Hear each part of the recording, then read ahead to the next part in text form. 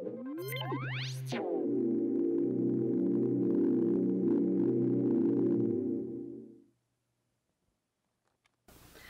everybody, Michele Kunz here. Most of you know me from the ACLS or the Basic Life Support class or even the PAL certification classes. A lot of the nurses in my classes are studying to be registered certified nurse anesthetists, CRNAs.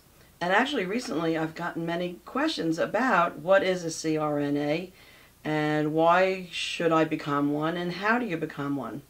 So it is an interesting profession, and actually even high school students are looking into what professions should they go in, and they look into nursing and they see that there's other fields within nursing. And that's what's great about nursing. There are many different options and fields, and one of them is anesthesiology.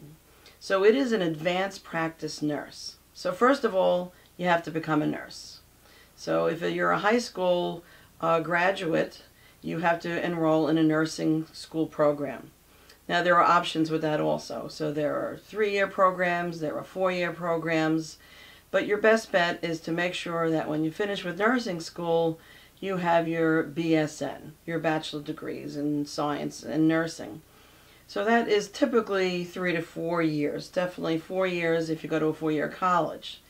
Once you do that, then you have to practice as a registered nurse. So you have to take your boards and practice as a nurse. Now, some hospitals might hire you right into critical care, but that is the prerequisite for becoming a CRNA. It is minimum of 1 year in a critical care unit. Now, a lot of hospitals will make you do a med-surg rotation, and that's good because then you'll be sure to be a good critical care nurse. So whether it's 1 year or more that you're practicing in a hospital, that just makes you a better CRNA. So critical care means intensive care unit in most places, and you actually have to look at the school's website and see what they consider critical care. Absolutely, intensive care unit is critical care. There are other options, for example, post-anesthesia care unit, the PACU, the recovery room some people call it. So that is a critical care unit. Emergency department is a critical care unit. And your school might consider other areas as well. So first look into the schools that you're interested in and see what their prerequisites are for critical care. And it's usually a year experience.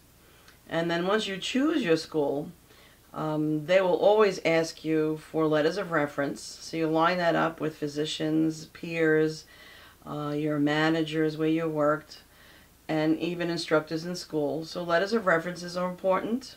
Your resume is definitely important.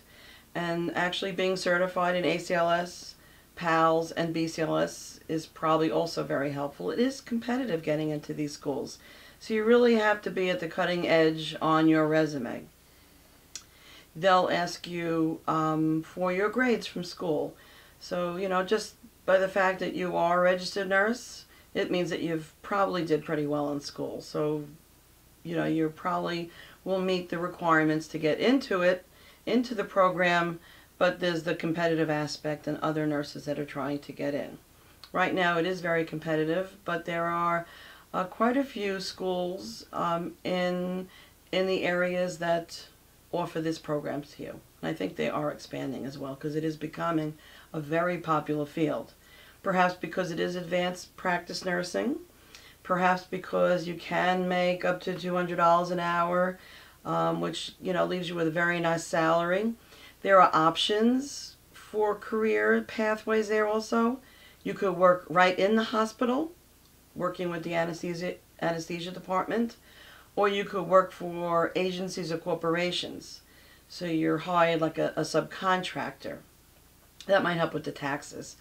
But either way, there's many options out there for nurses, advanced practice nurses, and CRNAs if you chose to go that route. And school for CRNA is about a 2-year, perhaps more or less, depending on if you go to summer school and make it faster for yourself, or do you spread it out over time. So that's an option, and I hope I get to talk to you about more options soon. Thanks for stopping by.